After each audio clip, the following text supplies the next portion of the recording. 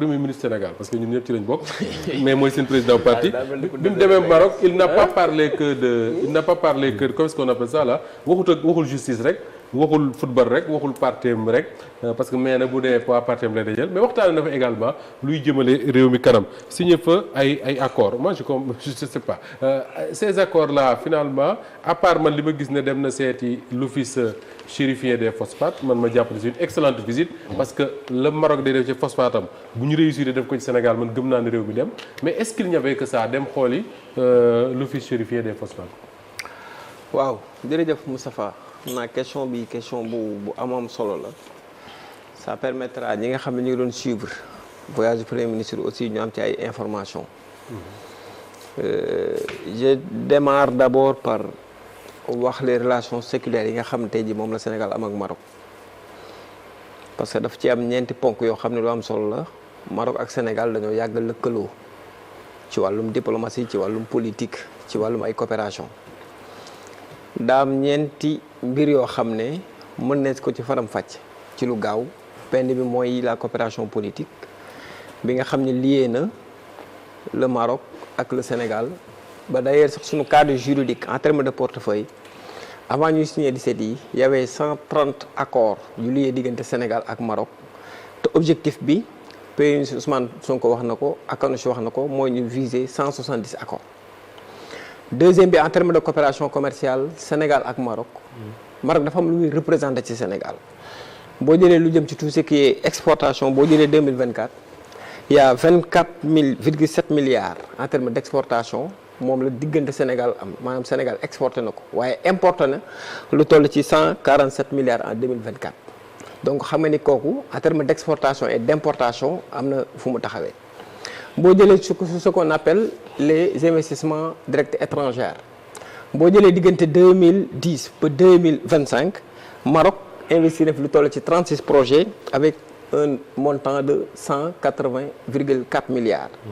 boo jëlee crescendo par at rek maanaam seen stock d'investissement direct étranger 2017 mi ngi la jox 105 milliards 105 millions de dollars 2018 116 millions de dollars 2019 136 millions de dollars nga jóge ci nag dem ci les coopérations économiques et financières yi nga xam te Sénégal am na ko ak Maroc.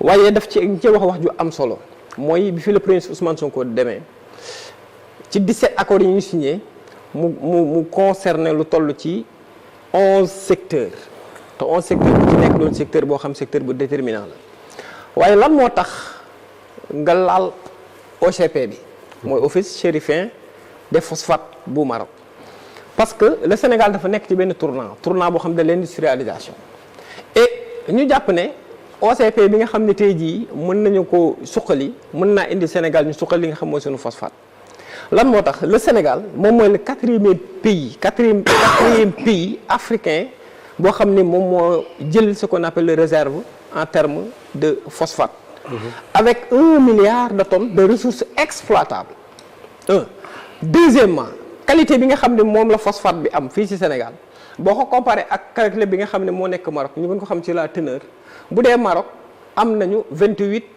PDOS bu dee Sénégal am nañu 32 PDOS donc la qualité phosphate bi nekk Sénégal daanaka xaw na sut tuuti li nga xam ne tey ji moom mooy bi nekk Maroc mais yemul ci loolu il faut ñu rappeler ne phosphate dafa am utilité lan mooy utilité bi 84% ci réserve mondiale ñu ngi koy utiliser juste dans le but de faire la production d'engrais engrais bi nga xam ne tey jii moo lay mën a permettre nga mën a booster li nga xam ne tey jii moom mooy sa agriculture te ku ne xam ne ni Sénégal dafa toll ci ce qu'on appelle la souveraineté alimentaire et agricole boo ko waxee imbriquement agriculture day dugg waaye dafa am lu am Maroc dafa joxe exemple Moustapha nan la joxe exemple Maroc dañ doon exporter li nga xam ne tey jii moom mooy seen phosphate mais en 1988 ki nga xam ne mooy le roi Hassan II dafa interdire tout ce qui est exportation de phosphate raison pour laquelle ñu créé OCP mais indi ko nag ci 3 volets xam nga exploitation des ressources substances minérales maanaam mën na am 3 pans benn bi mooy la phase d'exploitation la phase transformation ak li nga xam la mooy la phase commercialisation mais roi Hassan II ak OCP bi lan la servir biir Maroc mooy dafa fexe ba li nga xam ne tey ji mooy roi bi dafa interdire lépp luy exploitation OCP bi dégg moom moo am exploitation exclusive ci phosphate lu jëm biir Maroc donc ko exporté tu ko. Deuxièmement en termes d'industrialisation et de li nga xam ne mooy transformation phosphate bi xam nga nu mu def. dafa dem ba à 187 kilomètres par rapport ak fi gisement yi nekk mu samp fa benn unité industrielle boo xam ne dina mën a permettre mu doon benn complexe intégré nga xam ne foofu la ñuy exploiter lépp luy phosphate bi mais Maroc imposé ñi nga xam ne mooy les entreprises étrangères ne leen impérativement yéen ci biir dëkk bii ngeen koy defee donc day indi li nga xam ne tey jii moom mooy emploi. Deuxièmement day créer leneen loolu nag moo permettre Maroc mu jugee ci lu gaaw ci par rapport ak exploitation lu toll ci 2 millions maanaam de tonnes dem ba lu toll ci 15 millions de tonnes. Maintenant Sénégal ban enseignement la ci tiré ak lan moo tax le président Ousmane Sonko dem fa mooy c'est juste dans le but li nga xam ne tey jii Maroc am na ko ba exploité ko ñun ñu mën ko exploité fii Sénégal parce que il faut que comprendre. Sénégal dañuy importer engrais ngir mën a suqali. beesal sunu bay engrais ci phosphate lay jógee.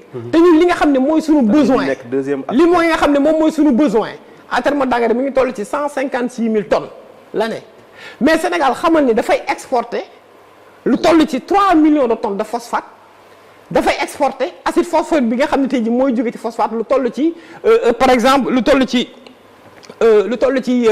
156 000 donc aujourd'hui je pense que permettre na ki nga xam ne tey jii moom mooy Sénégal ëpp bi nga xam moom lañ bëgg a def Matam te Sénégal mën naa la wax léegi bu foo laal day am phosphate Matam am na phosphate Taïba am na phosphate Darou Mousty am na phosphate Diourbel am na phosphate Thiès am na phosphate Lam-Lam am na phosphate. maintenant l'idée Bamba Fall ça veut dire c'est pas que di suñu jaaree yoon bi marocain yi jaar le phosphate là mën na développer en fait du mën a développer mais mën na permettre Sénégal mu def ay jéego yu am solo ci wàllu économie jëm ci kanam parce que dañoo bëgg a jaarale suñu économie par rapport ak agriculture donc bu fekkee da nga bëgg a développer sa dëkk ñu amoon 20 milliards de mètres cubes d'eau qui se déversent dans l'océan Atlantique nga am autoroute de l'eau boo xam ne bu ñëwee ça permettra ngay bàyyi noor di bàyyi nawet engrais bi nga mën koo am non seulement toggee ko Sénégal defaree ko Sénégal créer de l'emploi en plus de ça nga def ko ci suuf si li ci des nga exporter ko da lay indil xaalis te dina la créer l'emploi ba pare indil la redevabilité donc aujourd'hui je pense que l'idée du premier ministre est très claire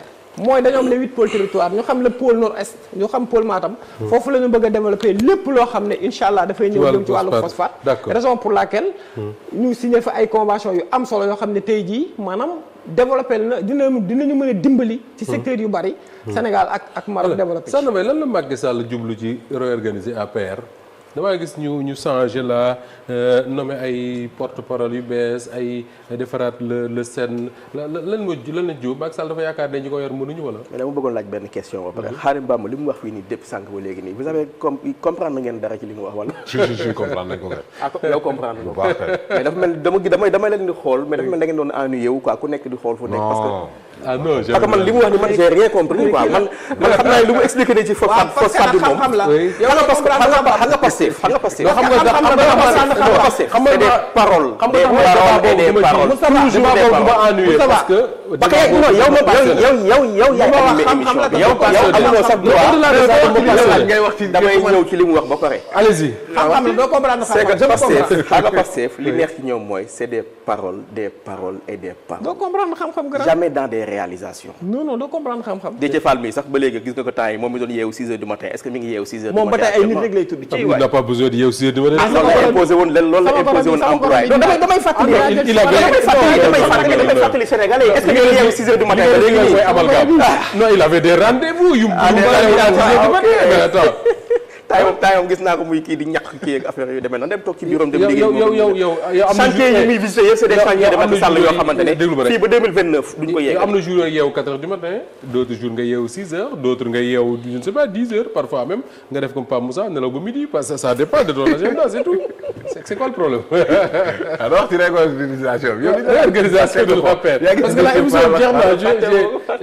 émission bi jeex na dama bëgg a comprendre quoi gis nga Macky Sall dafa nam signé décret dama taxaw non Pastef du ñu may APR jàmm actuellement nii parce que gis nañ ni ñuy doxalee quoi nee naa leen sànq rappelé naa leen sànq ba ñu commencé def installation secrétariat exécutif départementaux yi ñoom gis nañ ci réseaux sociaux yi comment ça s'est passé mobilisation bi fa am engouement bi fa am ralliement yi am ñuy jóge ci ay parti am na ñoo xam ne sax jóge nañ ci Pastef sax di ñëw ci APR. Ah oui? ñu bari man demoon na man bokkoon naa ci délégation Dagana.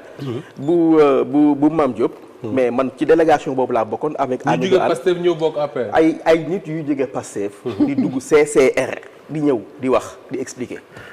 luy doon expliqué. Luy expliqué. loolu c'est en interne quoi. que di Ousmane Sonko day recevoir quoi léegi nag Macky Sall. oui.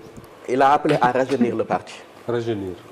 féminiser ko moo tax boo gisee tey structuration bi fi am ni yëpp y a que des jeunes amul benn mag bu ci nekk amul moo tax Abdou Mbow nekk gisatoo ko foofu noonu c'est la seule raison. du ma mag na déjà. non du mag mais ci politique bi mag la ci def na ci législature yoo xamante ni il a assez d'expérience léegi nag pour moom mu ñëw accompagner ñu ñun. ay morom Abdou moom ay morom la ñu mën a wax moom. mais moo ma jiitu ci politique. Ah, d'accord. et pour rappel tamit aussi ñu bëri xamuñu ko. man APR ba mu fa ñëwee y a même pas deful sax 9 mois. ah oui ah kon affaire bu bees nga. bien que j'avais des relations yoo xam ay nit yoo xamante am naa foofu ay relations ay nit ñu jege woon ci institution yi. bul wax ne Pastef bu man jógee rek de. non Pastef moom c'est Pastef. Pas Moussa bul yàq amoon naa ci ay dama tàggu. Pastef dama lay wax benn affaire. Pastef amoon naa ci ay propositions avant élection pour présidentielle. nga bokk.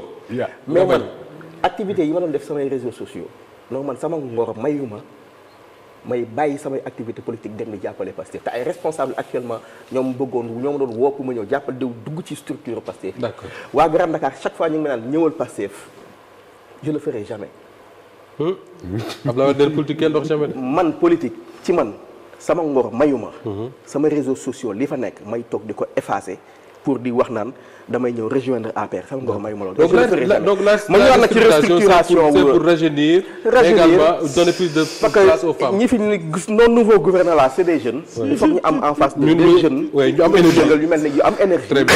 Pape Malick Ndour qui les appelle dans les débats d'idées des débats économiques. duñ ko ci fekk je le rappelle aussi nañ teggi bracelet électronique am. D'accord. mu jàkkaarloog ñoom. comme ça ñu am ay débats yoo xam ne très intéressant dans l'intérêt du pays. je suis preneur xaalis dafa lu ma la fàttee laaj la mooy j'ai lu que ni le seen premier ministre en fait seen président wu parti dafay dem nemmeeku tour kañ lañu wax 6-7 ou quelque chose comme ça en même temps le président sera en tournée. waaw noonu la réew mi day doxee ñaari tànk bu président bi nekkee tournée oui ci wàllum état bi premier ministre bi mën naa dox loolu jëm ci wàllum politique. Pastef mën na yàq ci dara te gën gi neew lay dem ah. Pastef fa ngoog de. gën gi neew kee jëm ba pare ba pare dañoo le lancé premier ministre ba pare dañoo lancé. va en gën gi neew. mais kii suivre nañu de.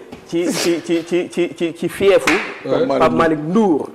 nga xam ne mënul bouger. loolu dafa am nag loo xamante ne. Guinguinéo fiefu docteur Ismaïla Docteur Ismaïla Diallo. Diallo. dernière élection bi mooy baromètre. man def naa ko fiefu Pape Malick Ndour. waaw su fekkee ci APR nga bokk. Foog nga def foog nga def parce que baromètre bu dama bëgg moom mu yor gën gi neew. nag xoolal dama bëgg mu yor. bu dee baromètre bi dernière élection bi la kay. ak départ moom mooy président conseil départemental. bon mooy bu dee baromètre bi dernière élection bi. Pape Malick mooy président conseil départemental. waaw mooy président de gën gi neew. d'accord. alors tey moom moo war a gérer tey gën gi neew waa gën gi neew préparé wu leen ngeen accueillir Ousmane Sonko. c'est votre premier ministre. mais c'est vrai que waaye nag dafa téye seen doom. yéen seen ambition c'est combien de militants parce que ñii il parle de 1 million de militants lañu. actif minimum quoi. actif nag la ñu wax. te fi mu ne nii daanaka affaire yaa léegi bu ñu ngi amee 100 000 bougé. actifs c'est bon. 100 000 c'est déjà très bien pour parti. bu ñu amee luy tax ñuy gagné présidentielle yi di c'est ñëw bon on prend. jeex na loolu rek la du leneen. bu ñu amee liy tax ñuy gagné 2029 loolu rek mooy secret. on prend. mais lu kese soxlawul 1 million soxla 100 millions. Sanda maa ngi gërëm baax. Merci beaucoup Sanda Mbaye bu bokk ci secrétaire exécutif national bu Alliance pour la République le parti du président Macky Sall moo nekkoon suñu gan tey ak Khadim Bamba Fall bokk ci Pastef les Patriotes jiite